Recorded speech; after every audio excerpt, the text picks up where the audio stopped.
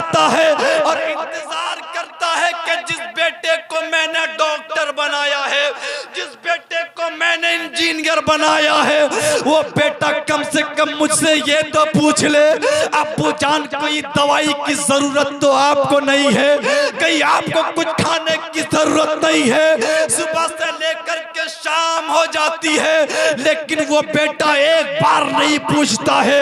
जो बाप मजदूरी करके, जो बाप रिक्शा चला चला करके जिस बेटे को डॉक्टर बनाया था, अब वही बाप उस बेटे की राह तक रहे।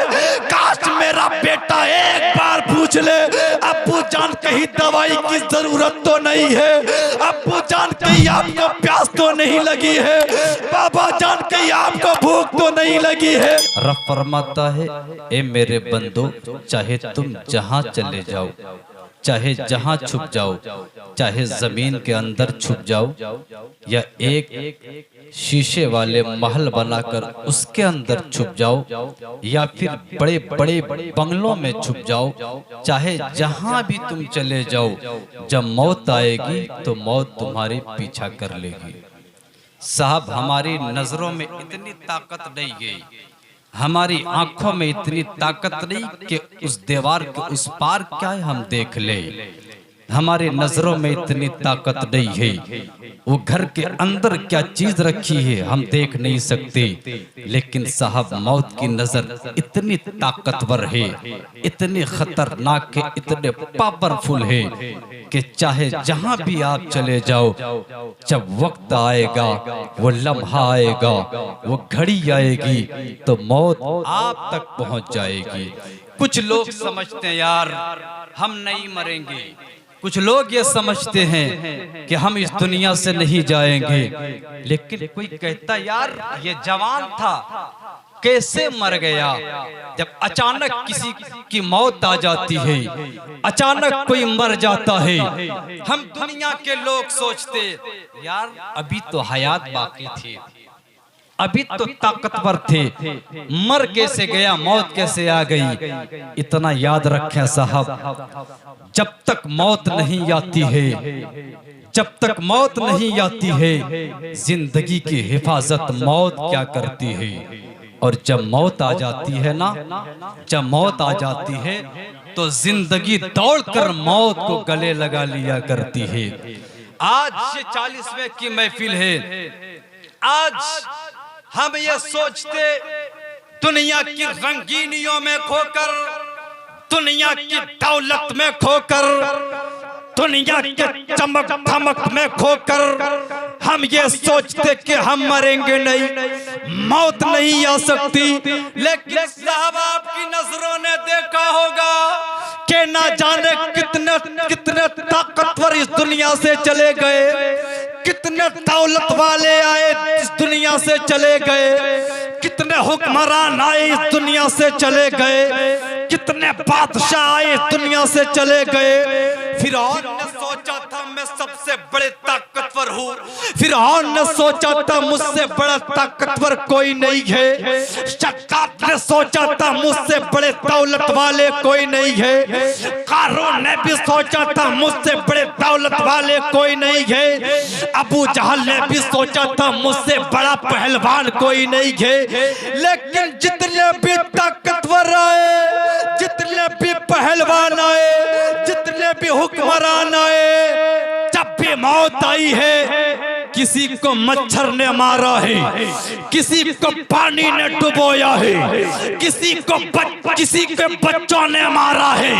आप इतिहास उठा कर देख लो, तारीख उठा करके देख लो, गोया के नमरूद को किसी जवान ने नहीं मारा या किसी AK-47 से मारा नहीं गया, बल्कि नमरूद को एक मच्छर ने मारा है, फिरौन को जमीन ने धसा दिया है, दरिया ने डुबो दिया है।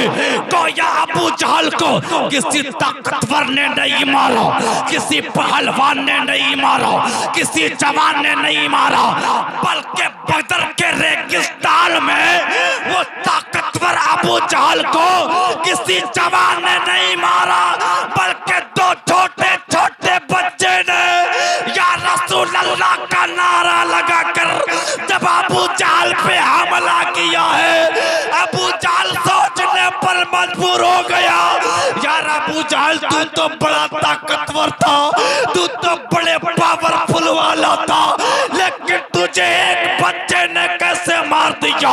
रियासत नौमानी रुक कर कहना चाहेगा, अमा वो बच्चा जरूर था, लेकिन बच्चों के रगों में किसी और की मोहब्बत नहीं, बल्कि मेरे मुस्तफा की मोहब्बत थी। मेरे आका की मोहब्बत थी। आज लोग कहते यार बड़ी तेजी में बोलने की कोशिश करता हूं, वक्त नहीं है।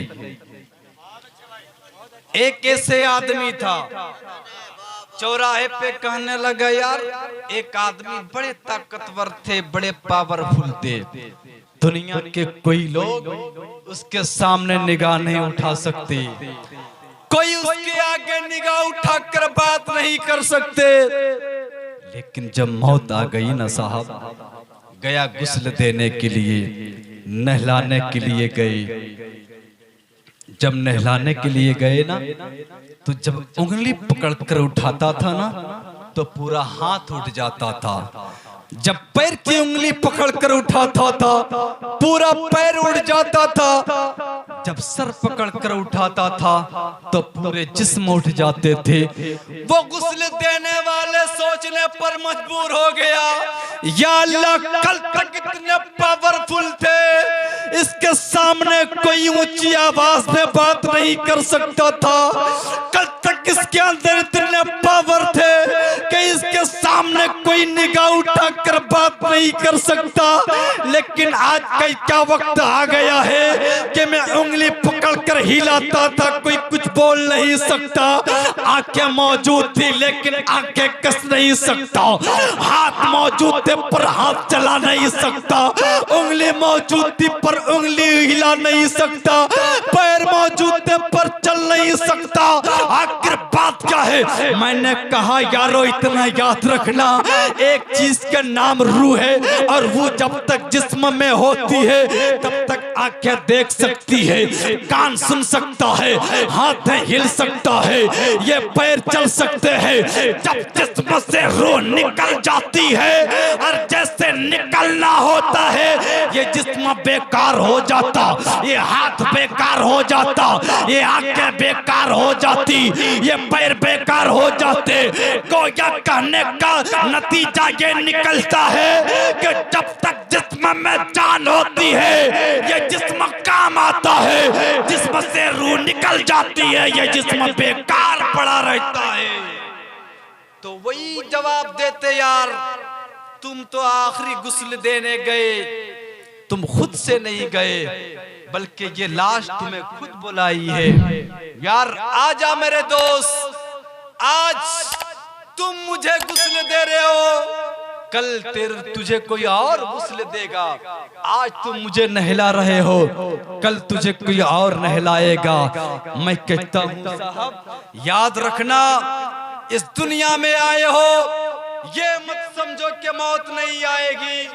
हमारे पास जवानी है, जवानी को यूं ही खत्म ना करो। हमारे पास ताकत है, ताकत को यूं ही बर्बाद ना करो, बल्कि अगर ताकत है तो बड़ों की इज्जत करो, अगर ताकत है तो माँ बाप की इज्जत करो।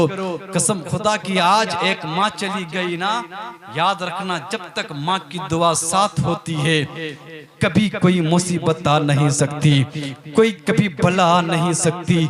लेकिन एक बाप होता है साहब, एक बाप मजदूर होता है, खुद मिट्टियां काटता है, लेकिन वो ये दिल में तमन्ना रखता है काश मेरा बेटा डॉक्टर बन जाए।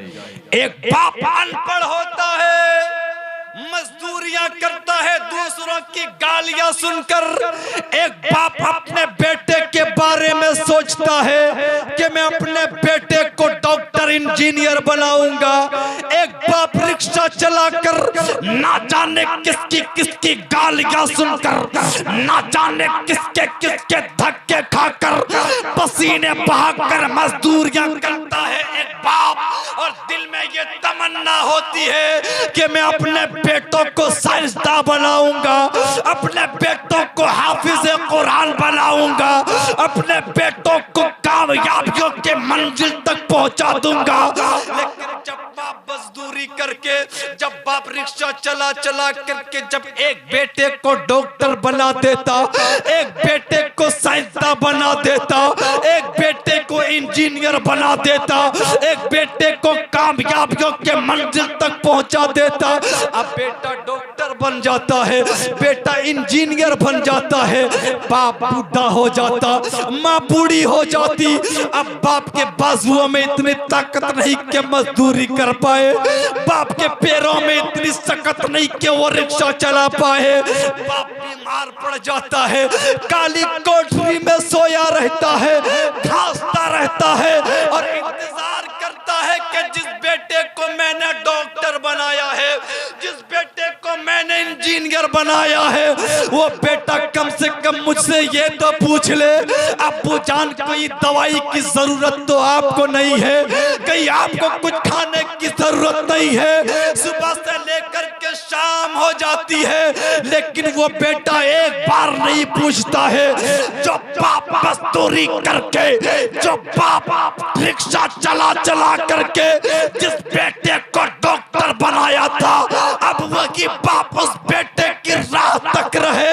काश मेरा बेटा एक बार पूछ ले, अब्बू जान कहीं दवाई की जरूरत तो नहीं है, अब्बू जान कहीं आपको प्यास तो नहीं लगी है, बाबा जान कहीं आपको भूख तो नहीं लगी है। जब रात हो जाती है, जब आंखें बंद होने लगती है, तब वो बाप मायूस होकर के सो जाता है, तब वो रब की बारगाह में फरियाद करता है, ए मौला क्या मैंने अपने बेटे को डॉक्टर इस चीज के लिए बनाया था, ए मौला क्या अपने बेटे को इंजीनियर इसीलिए बनाया था। याद रखना मुसलमानों, जब तुम डॉक्टर बन जाओ या इंजीनियर बन जाओ या साइंसदान बन जाओ, अगर माँ बाप की खिदमत करोगे और माँ अपने आंचल उठाकर अगर बेटे के हक में दुआ कर दे, तो याद रखना माँ की आंचल नीचे बाद में आएगी, अल्लाह वाले बेटों को कामयाब कर देगा, पहले कामयाब कर देगा। लेकिन हम सोचते हैं साहब अब कौन मेरा क्या बिगाड़ेगा, हमने तो लूट मार करके हम बहुत पैसे कमा लिए, हम लोगों को चूतिया बना करके बहुत पैसा कमा लिए, हम लोगों के घर में डाका डाल करके बहुत पैसा कमा लिए हैं, अब मेरा कौन क्या बिगाड़ सकता है। याद रखें साहब, अल्लाह जिसे चाहता है बर्बाद कर देता है, अल्लाह जिसे चाहता है कामयाबियों की मंजिल तक पहुंचा देता है। माँ बाप की इज्जत करें। परवरदिगार से दुआ है मौला करीम जितने लोग हाजिर हैं मौला सबों की हाजिरी कबूल फरमा। अस्तगफिरुल्लाह रब्बी मिन कुल्लि ज़ंबि व अतूबु इलैहि ला इलाहा इल्लल्लाहु मुहम्मदुर रसूलुल्लाह।